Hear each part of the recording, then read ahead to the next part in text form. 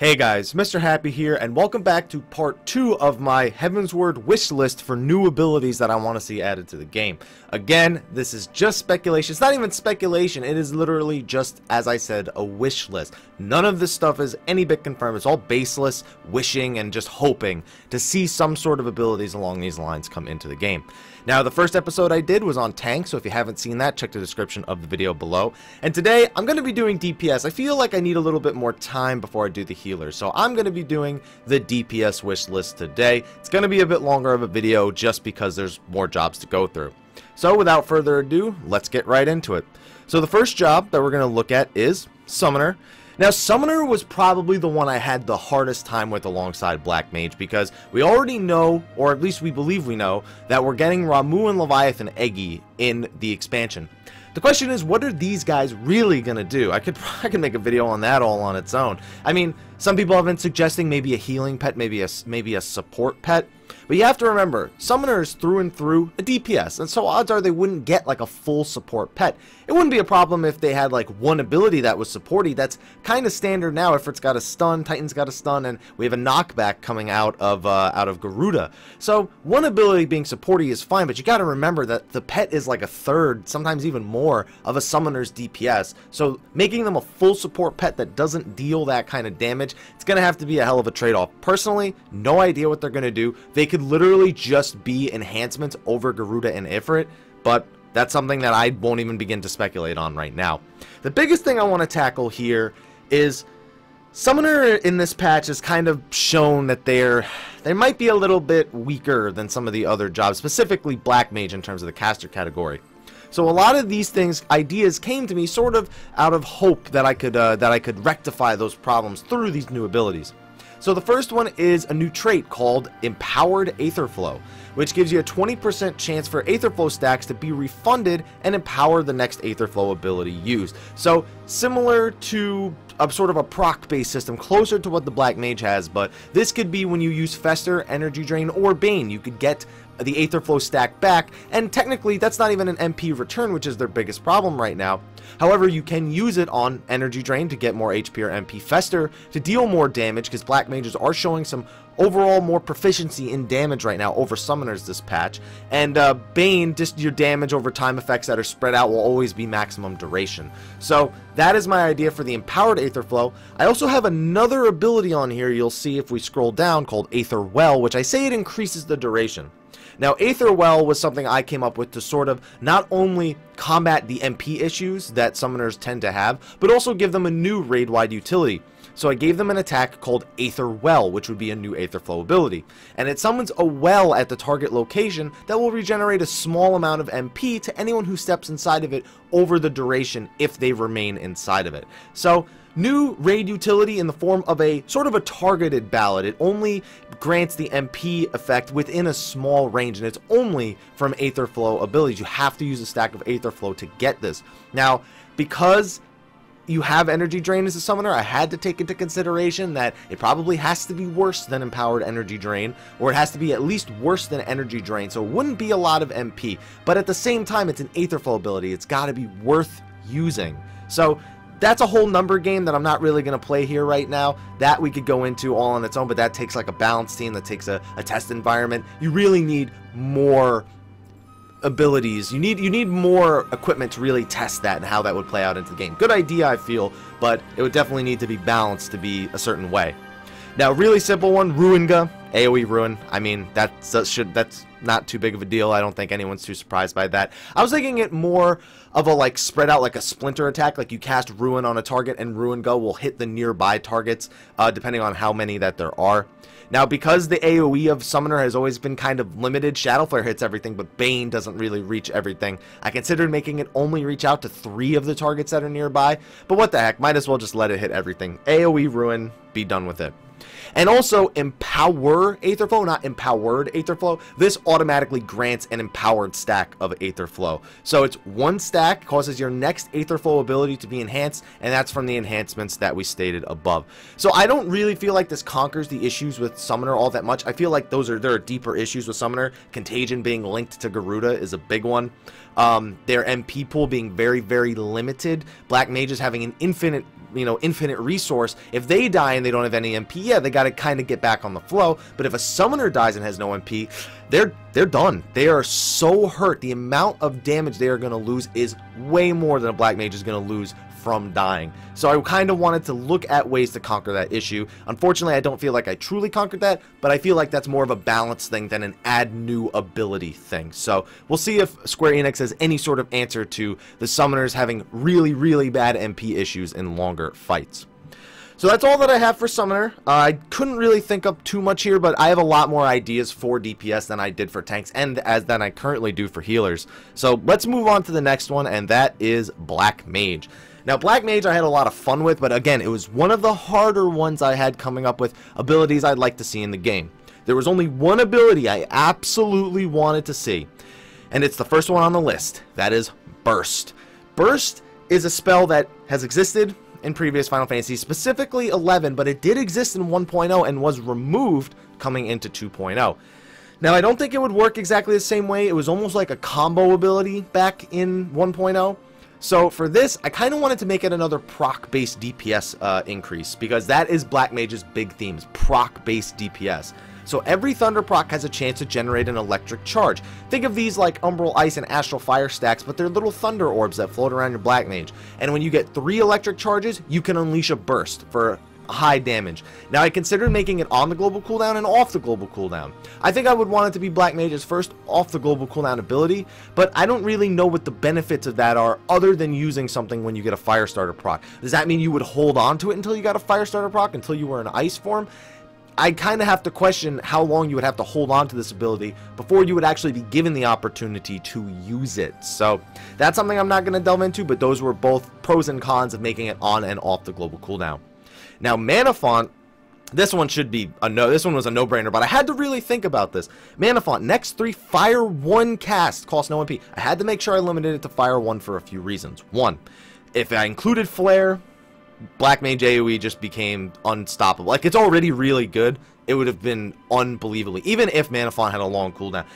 Maybe it could still just be all MP, any spell for the next 3 spells, but man, that's a lot of AoE damage. Fire 2, Fire 2, Fire 2, Mana Font, Flare, Flare, Flare, Flare, because Mana Font's done and you still have MP left. Actually, yeah, that would still work. Flare, Flare, Flare, Flare, convert, Swiftcast, Flare. Nothing could survive that, possibly. It would just be ridiculous.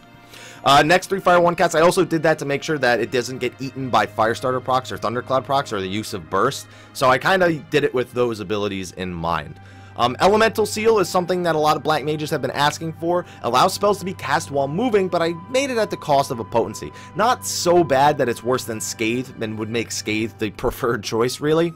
But just something that gives them the ability to keep up their stacks, keep going with their fire rotation, keep going with their ice rotation, getting their thunders up, whatever they want to do in that time while they're moving and dodging. Allows spells to be cast just at the cost of a potency.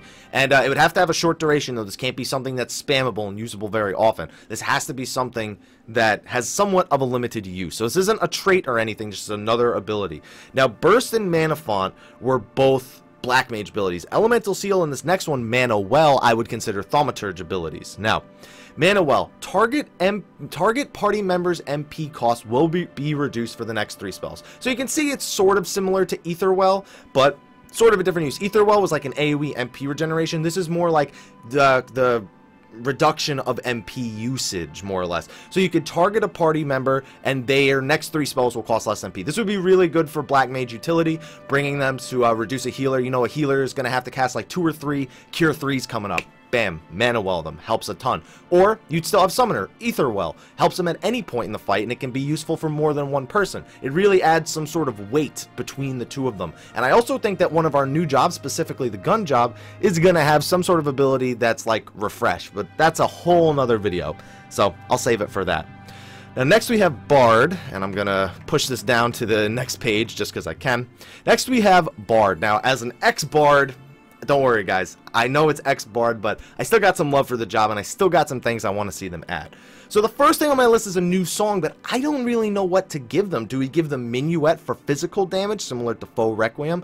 Do we give them a defense boost? Do we give them an HP regen? Do they get a skill speed song or a spell speed song? I don't know. There's a lot of options. The question is, what would be best balance? And I couldn't really think of which one would be best balance, because we have Celine for spell and skill speed. For physical defense, I have something else coming up here for there's just so many different options that you could come up with for songs here that I'm going to leave that one open-ended. I do think they should get a new song, though, as one of their job abilities. Now, Sidewinder was the first thing, and this is a new buff for Bards. Bards are very buff-centric. They have very few abilities to use, but they're very buff-centric.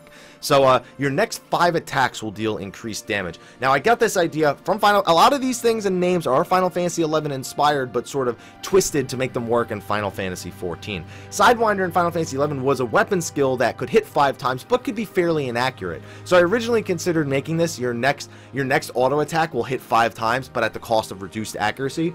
Then I started thinking about all the theory crafting and all the people going into how much accuracy you want to bring as a Bard to ensure that you don't miss with Sidewinder, and that could still be a solid issue, but I know a lot of people aren't even fond of the accuracy stat, which is why Reign of Death only sees use in PvP, and I just decided to leave that aspect out of it. Your next 5 attacks will deal increased damage. That includes your dots, your straight shot, your heavy shots, your bloodletters, whatever they are. Just your next 5 attacks will be stronger. Now, the new ability, this would be another job ability called Troubadour, or Troubadour. I don't know how it's pronounced. I didn't look it up before this. And this is something that will cause your songs to drain more MP, but make the effects enhanced. Now, as I state here in the bullet point, this allows Bards to sing Paean and Ballad for less overall time, while still granting the same amount of regeneration. This allows Bards to get their regeneration out quicker and go back to their maximum DPS mode. Now, Troubadour could also do something along the lines of removing the minus damage effect from their Ballad and their Paeans. I also thought about adding a different ability instead of a new song called Nightingale, which would do that. It would remove the damage penalty from singing Ballad and Paean. There's a lot of ways you could go with Bard. There's a lot of inspirations you can pull from Final Fantasy XI, and just from Bards in general, just from the idea of a buffing job. You don't have to just pull from the theme of a Bard. You can pull from any MMO inspiration for buffers and what kind of utility they bring to the raid. Now, just for the sake of this being regulated, Paean effect could be enhanced for the Bard himself, but not Ballad, because if Ballad's enhanced, at that point, it's going to cancel each other out. It's going to be more MP, but you're going to be generating more MP, and it's going to level itself out. So I decided to cut that from there. Also, Battle Voice overwrites Troubadour. I don't want those abilities to be stacking. I want them to be used separately from one another and to have sort of their own use. Nightingale maybe could make it stack with Battle Voice if it was something that I added into the game. But again, I'm not the one who gets to add these things, so what the hell do I know? And also a new trait. I haven't really been good with coming up with new traits for the new jobs. River of Venom is the dumbest name I think I've come up with yet for any of these job abilities, and it's that your bloodletters will occasionally refresh the duration on Venomous Bite. That way, you may not have to use Venomous Bite as often. If the dot is being refreshed by the bloodletters, and the bloodletters are being refreshed by the Venomous Bite, it's again, Bard very proc based. This adds a little bit more proc, which could save TP, it could save GCDs, it could allow you to get more heavy shots off, it can make it so you only have to refresh Wind Bite occasionally, and it also breaks up the monotony of, hey, I know exactly this dot duration, heavy shot, dot, dot, heavy shot, you know, straight shot, whatever. I feel like it breaks up the monotony a little bit by giving you a sort of proc that could throw it off. It's like, okay, I don't need to refresh Venomous Bite anymore. Perfect. And but you still have to pay attention to it. Doesn't mean you can ignore it. It just means you have to pay a little bit more attention to the job and how you're functioning. So that's it for Bard. I could go on for ages about Bard, tons of ideas for that job, but I gotta move on to Monk. Now, Monk is something I had a really hard time doing. They're already top of the food chain in terms of DPS. So what could I possibly give them that would not push them even farther than that? It was extremely difficult coming up with something for this. So, but I did come up with a few abilities. First one, Martial Master. Enhances the effect of the current fist buff for a short time. New cooldown for them. Whether or not, if you're using Fist of Earth, increases the damage reduction. You're using Fist of Wind, increase the movement speed. Using Fist of Fire, increases the amount of damage dealt for a short time. Just adds another aspect, another personal DPS buff. I feel like a lot of jobs in the game lack personal DPS buffs, and most of their buffs come from the cross-class system. I wanted to sort of begin giving them more identity in their buffs. It's not just, oh, everyone has internal release and blood for blood, I wanted to sort of push away from that with this attack, Martial Master. 100 Fist, also new DPS cooldown. This is something I've been wanting for a while, and it exists in the game currently. It's, I believe it is in one of the Gladiator, if not one of the Pugilist quests. I'm almost positive it's in a Gladiator quest as well, though. So 100 Fist, disable all abilities for the next 5 seconds, but increase your auto attack speed drastically. And I mean drastically. I can't figure out exactly how much it would be to warrant using it over using abilities for the next 5 seconds, but the biggest thing is that it generates 3 stacks of Grease Lightning over its duration, 1, then 2, then 3. By the end of it, you have all 3 stacks. So it can be used as sort of like a perfect balance, but over a shorter duration. Yes, you're not getting to use all your abilities, but what you are getting to do is you are getting to generate all 3 of your Grease Lightning stacks, which can be good in case you lose uptime or anything along those lines. I feel like it meets a certain criteria for what 100 Fist does, and at the same time greatly benefits the monk. Now the next thing, another thing that works in tandem with 100 Fist, is kick attacks. Your auto attacks may occasionally kick the opponent after the initial strike, auto attacking an extra time at reduced potency. This is again very Final Fantasy XI inspired. I feel like, again, it is something I'd like to see auto attacks be brought a little bit more into the light. There's something that's so forgotten by people, and so many people lose so much DPS by forgetting to keep facing an opponent during auto attacks when you're dodging attacks. Make sure you are still able to auto attack, and these things like that definitely benefit the people who can keep auto attacks going and going and going strong and can keep their uptime on the boss. It rewards them for doing that thing. I do think kick attacks, I do think I have too many auto attack modifiers sort of in this list, but again, I didn't want to change the jobs entirely. I just wanted to give them things that complemented what they already do.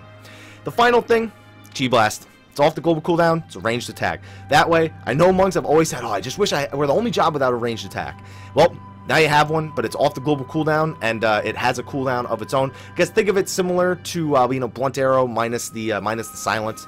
It's range attack off the global cooldown. If you're in melee range, it is a DPS increase to use as well. So I think it's a solid addition. I don't think it's too much here that makes them that much stronger than they are. Just some things again that complement their abilities. Martial Master is the only thing I'm a bit about. You know, like more damage just for hitting that an extra 5%. I don't really know if that's warranted.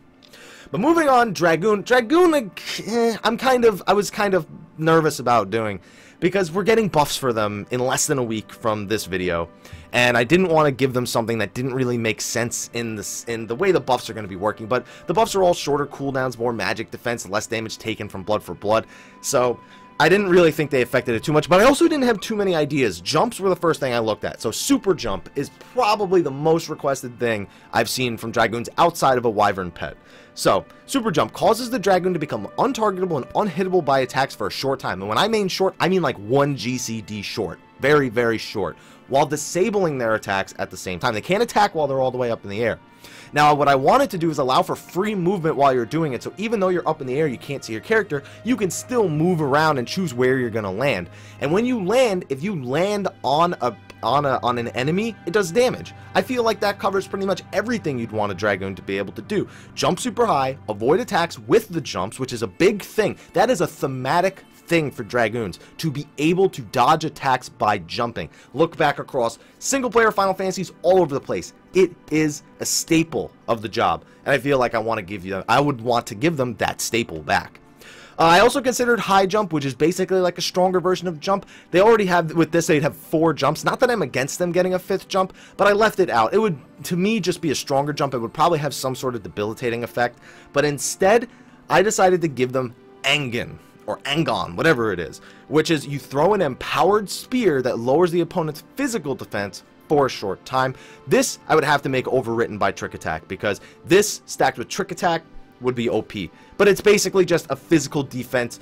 It just lowers the opponent's physical defense for a short time. I feel like that is okay. It's not too much. Doesn't affect the magic users. It's not an overall. It just helps raid utility for physical damage. Something I feel like Dragoons just don't have any of. Raid utility. Oh, the piercing debuff? It's not enough. Let's give them Angon. And the last thing, see, again, I have too many auto attack modifiers in this list. And this is another example of that. Penta Thrust. I wanted to make Penta Thrust a weapon skill, but I couldn't figure out where to put it. They already have Chaos Thrust. They already have Full Thrust. Do they need to have it after Ring of Thorns? Like, no, that seems kind of stupid that you go through Ring of Thorns to get to this. Maybe it can be an ability off of Heavy Thrust. I don't know. But it's either going to be sort of an ability to do after heavy thrust, so you don't just go, oh, heavy thrust into the rest of your combo. But I'd rather just make it a cooldown. It causes your next auto attack to strike 5 times. This was very similar to what I came up with for Sidewinder, which is why I sort of separated them to begin with. Penta Thrust is, again, not very good of an idea. I'll admit, it's not very good. I want them to have that ability, though. It's such an ability that I just loved. I just loved it, loved it, loved it. And I would love to see it make some sort of return in Final Fantasy XIV, just not in the same exact way. Now, the last DPS job I have to talk about is Ninja. We're 20 minutes into this video, but I said it was going to take a while, so what are you going to do? So, Ninja. So, Ninja is the job I currently main, so you can imagine I had a lot of ideas. I had to cut back on a lot of them because I was just going way, way, way too ham. The first thing I came up with was a new Kiss. We have Kiss of the Wasp and Kiss of the Viper. Honestly, they're both really lame. They're supposed to create a decision, but they don't. Mug steals HP or I stun. It's not a very interesting decision. So Kiss of the Spider, I kind of didn't want to make it that much better than Kiss of the Wasp and Kiss of the Viper, but I wanted to give them another kiss. So this one, same increase to damage delta, 20% is standard across all the kisses, and causes Death Blossom to place a dot on its target. So this would be sort of your AoE utility kiss. You know, oh, I'm going to be AoEing, switch to Kiss of the Spider. To me, that is a more meaningful decision than the other two. The other two will be single target, this one would be AoE. Now, with that in mind, I also wanted to make the use of them a little bit more influential. I just feel like you pretty much just can pick whatever you want as long as the stun won't inhibit. It just doesn't matter. It's such an insignificant decision that I wanted to give them a place to make a better decision. And in that place, I've come up with a new combo ability after Shadowfang called Viper Bite. And Viper Bite would deal damage and extend Shadowfang's dot duration. Now, on top of that, it could also benefit from one of 3 effects depending on which Kiss you have available, Wasp, Viper, or in this case, Spider. So Kiss of the Wasp could empower the extended dot, meaning that the damage over time effect would last even longer. I didn't make that very clear there, but it would basically make the dot extend for even more time. Now for Kiss of the Viper, I wanted to change it to consume Shadowfang's remaining time, you know, probably about 15 seconds by the time you get to this, and instead deal all of the damage it would deal instantly. Unfortunately, the way dots are designed in this game, I don't think that that's actually possible to do without redesigning the dot infrastructure of the server. So Kiss of the Viper would most likely just make Viper Bite, instead of extending Shadowfang's dot, just deal more additional damage. That would probably be realistically what Kiss of the Viper is capable of achieving. And Kiss of the Spider also would reduce the potency of the dot, but spread it out to nearby targets. I actually didn't make that very clear in my text. What I mean is, it no longer extends the duration of Shadowfang's dot, but instead spreads it out. So it gives ninjas, Kiss of the Spider becomes the premier I am AoEing Kiss. And also, depending on what you're doing in the middle of a fight, you may want to change which Kiss you're using to depend on how you want to use Viper Bite. Do I need to burst this target down? Then I want to use Kiss of the Viper. Do I want to do more extended damage over time? Kiss of the Wasp would be perfect. Am I AoEing? Kiss of the Spider. I want those decisions to be makeable mid-fight. I want the kisses to have some sort of interaction with the job and not just be a free damage increase. I feel like that is just the one thing I don't understand. Why do we get all this free damage and barely have a choice in the matter of whether or not we even use one? It just doesn't add up very well for me. So that was what I projected for that. A lot of complications in these abilities, but Ninja is kind of like that anyway. And the only other thing I really came up with, I had more ideas, but the only other thing I really decided to include was Utsusemi. Now, it's not the way that you Final Fantasy XI people think that it's going to work. It's a new ninjutsu, yes, but there's no new mudras. I think a 4th mudra would be kind of weird. So I wanted it to cast only by using Jin. Right now, Fuma Shuriken is any single mudra, you know, Tenchi or Jin. If just use one of them, it's Fuma Shuriken no matter what.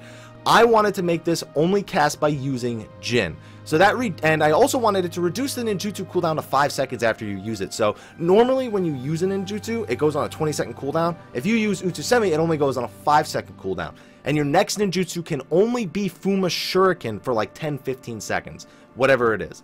Now, Utsusemi would create 2 shadows that fight alongside you, but they only perform auto attacks. These auto attacks are at a reduced potency. They benefit from effects such as internal release, blood for blood, and potions as long as they were active before the clones were summoned. They will not gain the effect if you use them after the clones are summoned. Now these shadows, I do want some counterplay to be involved here, some thought process to go into when you summon them. So these shadows do have a limited health and can be killed by AoEs. They are very, very fragile. You do not want to use them when a big raid-wide AoE is about to be coming out. The last thing, and this was the main reason why I had the Fuma Shuriken thing earlier, is that performing Fuma Shuriken while the clones are alive will cause them each to throw one at reduced potency. I put half here. I even think maybe 1/3 potency, because Fuma Shuriken does, I think, 240. So even if it was 80 and 80, it would be a 400 potency nuke. I also wanted to make sure that the clones did not benefit from Kasatsu, because otherwise, first of all, I think that would be a waste of Kasatsu anyway. It's got your ninjutsu's on a 5-second cooldown. You don't want to use Kasatsu at that time, but I wanted to give it some sort of power curve. Also, Kasatsu, the clones just do not benefit from it. That's another thing. They do not automatically crit all their auto attacks if you Kasatsu Utsusemi. So, those are all the ideas I had for the DPS jobs. I feel like some of these, after reading them out loud and doing the video, some of them could definitely be changed. Some of them may be too overpowered. Some of them may not work precisely within the game. Too many of them are a little bit similar, I will agree.